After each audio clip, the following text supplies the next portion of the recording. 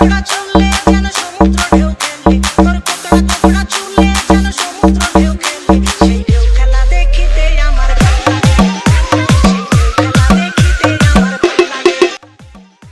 Everyone, নিয়ে এতক্ষণ যে গানটা শুনলেন, তো আসলে আমার এই চুলগুলো অতটা কোঁকড়া না, অনেকটা বড় হয়েছে, তো এই জন্য তো শখের চুলটা বড় বিষয় হয়েছে। প্রায় 8-9 মাস আমি এই চুলগুলো রাখি শখ করে, কিন্তু মালয়েশিয়ায় বিভিন্ন কাজ করা হয়, গরম রোদে ছাওয়ায়, তো এগুলো রাখা আসলে সম্ভব না। তো বিশেষ করে যখন রমজান আসছে, তো রমজানের প্রথম দিনই আমি এই চুলটা কেটে ফেলি। আমার বিশেষ এত শখের চুল অনেকটাই বড় হয়েছিল, মাঝখানে একবার মানে সাইজ করা হয়েছে, আর একবার মানে ছোট করা হয়েছে, না হয় আরো বড় ছিল। তো রমজানে রোজারাই খায়, এই চুল রাখা একদমই সম্ভব না।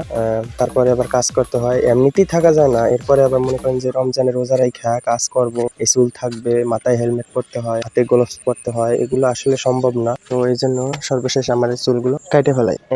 আমি এমন একটা জায়গায় থাকি, এই জায়গাটা আসলে মানে নিউ একবারে মালয়েশিয়া আছে না, যে উন্নত করে অনেক বড় একটা প্রজেক্ট হইতেছে। তো এই সেলুনেলা একটা বাংলাদেশি একজন লোক, তো দেশেও সেলুন ছিল। তো এই জায়গায় অনেক মানুষ, তো হাজার হাজার মানুষ, তো নিজে এই জায়গায় সেলুন রয়েছে, তো এই জায়গায় কাটলাম সর্বশেষ। পরে আমি ভাবতেও পারিনি যে আসলে সে এতটা সুন্দর, মানে এতটা আমার কাছে ভালোই লাগছে, খুব সুন্দরভাবে আর কি লাস্ট কেটে দিল, খুব ভালোই লাগলো। তো আপনারা আসলে জানাবেন যে কেমন হয়েছে, মানে আমার দেখতে এটা কতটা সুন্দর সিনে, আমি সেটা বলতেছি না, আসলে যেই হোক না কেন খুব সুন্দরভাবে চুলটা আসলে ফিটিং করে কাটছে, আমার কাছে ভালোই লাগলো।